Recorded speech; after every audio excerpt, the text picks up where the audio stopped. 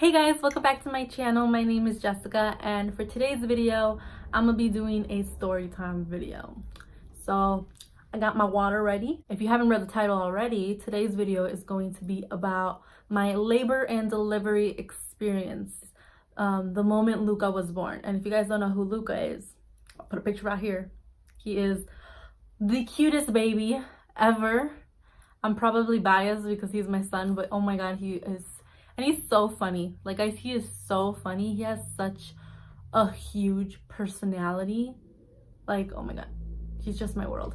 But yeah, today's video, I wanted to talk about this experience for two reasons. One, you guys could get to know me a little bit better. And two, because this was a huge pivotal moment in my life. And this was the moment that changed my life completely. So I wanted to start it off with a bang. And yeah, if you guys want to hear my crazy story, then just keep on watching.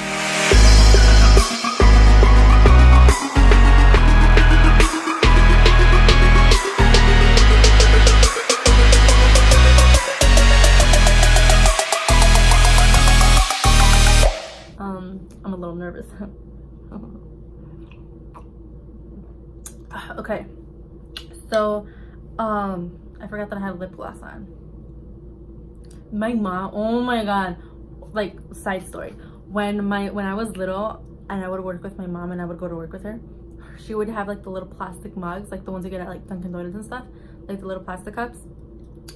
And I would always like, Mom, can I have a sip of your coffee? And she's like, yeah, mija, ten. And oh my god, I hated this. I hated when I would see like her little lipstick marks. And she always had like this like dark, I think it was by L'Oreal, it was like this dark wine red color. So it was like so noticeable, and I would hate it. So I would try to like drink it from the corner, and now like it turned into my mother. So awesome. I'm not really gonna focus on my pregnancy because then it'll just be a long video. But what I will tell you guys was that I found out that I was pregnant on August 2017. Luca was born March 9th of 2018. I probably got pregnant like around July. That's when I went on my honeymoon. And he was supposed to be born on the 20th of March. So he was early, and I did not expect him at all. So for those of you who don't know, my son's name is Alexander Luca Gonzalez. He was born at McNeil Hospital at 6:45 p.m. on March 9th of 2018. He was 8 pounds and 2 ounces, and he was 21 inches. He was such a beautiful baby, guys. I don't know, maybe I'm just being biased, but in my eyes, he was such a beautiful, beautiful baby. He was perfect. He was everything that I imagined and everything that I dreamed of. So yeah, my labor and delivery experience was kind of rough. The day before I had Luca, I had a class at the hospital, so I was actually there, and it was just like a labor and delivery class, and they gave us a tour of like the area where the babies are born. And I remember the nurse telling me, I have a feeling you're gonna be here tomorrow. And I was like, what? Why? And she's like, I feel like your baby's gonna come tomorrow. I feel like you're gonna have him. And she's like, I don't know, I just have a feeling. And I was like, well, if it's meant to be, it'll happen. She's like, yeah. And I was like, okay. And then I looked at my husband and he was like, do you think so? And I was like, I don't think so. He's like, yeah, I don't think so either. So left the hospital. I got some Wendy's because I was hungry, and I got some Baconator fries, and I went home. And when I went home, I just had this feeling. I think what she told me really just stuck with me, and I just decided to double check to make sure everything was in the hospital bag. So I made sure everything was in there for my baby, everything was in there for me, and everything was in there for my husband. I double checked, and then I went to bed. I woke up like around 4 o'clock, and it was just like I woke up to like really bad period cramps. And on a scale of 1 to 10, it was like a 4. So it was like just bad period cramps. And I was like, what the hell? Like, what's going on? And I was like, okay. So I got up, walked around a little bit, and then I went back to bed. And then I'm like, maybe he just kicked me really bad. And then I woke up, it was 4:30, and the cramps were really bad. But not only that, I started to feel very dizzy and very lightheaded. And I was like, you know what, maybe I'm dehydrated. So I went to go get some water, went to the bathroom, came back, tried to go to bed. By 6:30, I just kept doing that. And I was like, you know what? Who am I kidding? I'm having this baby today. I need to go to the hospital. So I woke up my husband. I was like, hey, we need to go. Like, we need to go to the hospital. And he's like, okay. He's like, I'm going to get everything in the car. Put your shoes and let's go. And I was like, no. You start getting ready and everything. I'm going to get in the shower. And he's like, in the shower? You don't have time to get in the shower? I was like, yes, I do. I'm going to get in the shower. And he's like, why are you going to get in the shower? And I was like, because I'm like, there's going to be so many people in my down there area. I want to make sure it's groomed and cleaned and just ready to go. And he's like, oh my God, okay, get in the shower. So I got in the shower and got ready. We ended up leaving like around 8. We left and everything. And so we got to the hospital. And they admitted me. They took me up into the labor and delivery rooms. And they told me, like, we need to check if you're dilated. Because if you're not dilated yet, we're not going to be able to bring you in. Like, you're going to have to go back home. So I was like, okay. They came in. 4 different doctors came in and checked if I was dilated. I was like, why is there so many doctors? And then I ended up finding out like 2 of them were like students, and I was like, oh, great. And no like offense to students. I know you need to learn, but at this moment, like, you just want someone to do something fast. And for people to take their time and make sure that this is right. And like, I don't have time for that. I just want you to tell me if I'm dilated or not. The way I can get in bed and you can give me an epidural. I know they took forever. So they did that, and then they ended up telling me, like, you know what, you're 6 centimeters dilated. You're going to stay here because you're going to have your baby. And I was like, okay, awesome.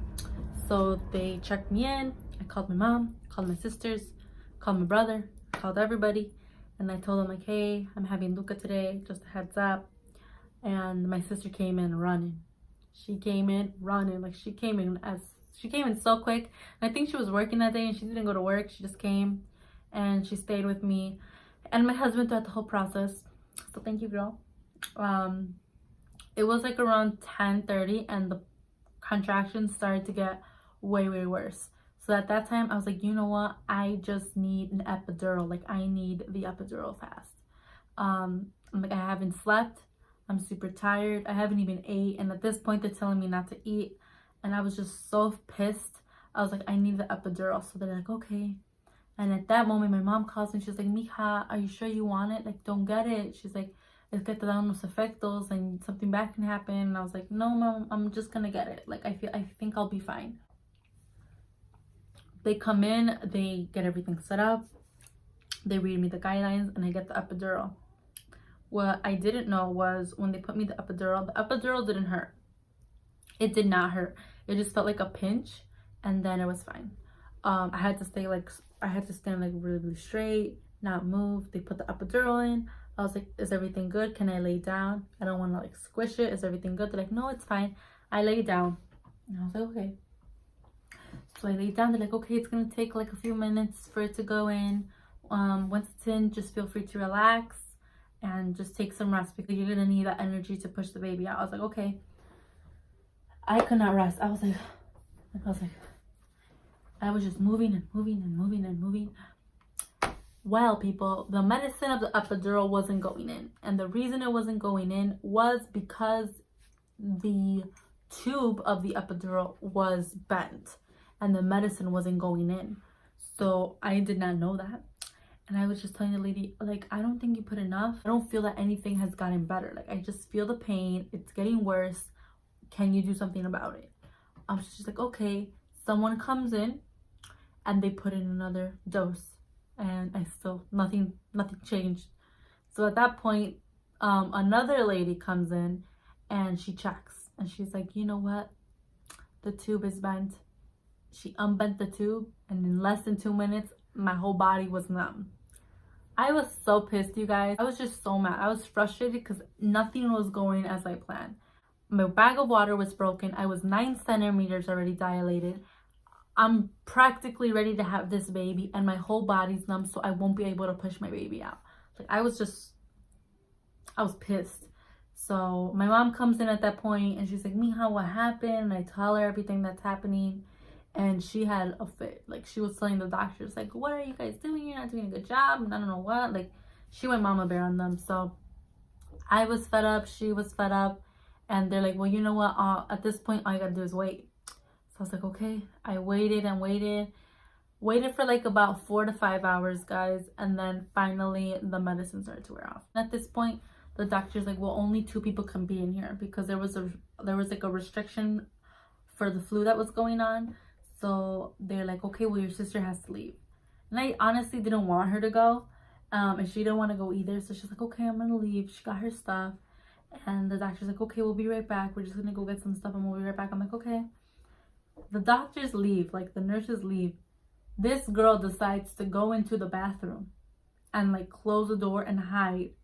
And I was like, aren't you supposed to leave? She's like, I left the room. I'm in a different room. And I'm like, oh my God, this girl. So this girl is in the bathroom. Like, she's in the bathroom. She closes the door. She's with her phone recording, hiding in there. And I'm just like, oh my God, like if these people see her, like what is going to happen? Like, oh my God. So whatever, like time passes by. I'm ready to push. The nurses end up seeing her. They let her stay. And I'm ready to push. So like a good 45 minutes pass that I'm pushing. And there's literally no progress. And at this point, like my blood pressure is really low. My heart rate's going low. I feel very weak. And I'm just at the point where like, I don't think I can do this anymore. And my husband's like, don't say that. You can do this. I'm here for you. My mom's there. She's like, I'm here for you. Tanya's in the back. I'm here for you. Everyone's here for you. And the moment the doctor said, you know what, Jessica, if you can't do this, we're going to have to do an automatic C-section and we're going to have to do it fast. He's like, your baby's heart rate is going very low. Like something is wrong. And I just started to like panic. And I was like, you know, I'm going to push. Like, I'm going to push. I don't know what came over me, guys. I started to push. I don't know where I got the strength to do this. But I just started pushing and pushing and pushing. And within like 10 pushes, my baby came out. And it was just perfect. And push, Really push, Jessie. And now straight up. Good job. Oh my God. Oh my Lord. Oh shit. Oh my gosh. What is this? Oh. Big baby. Oh my God. You did it, Mama. Good boy. Congratulations. Oh my God.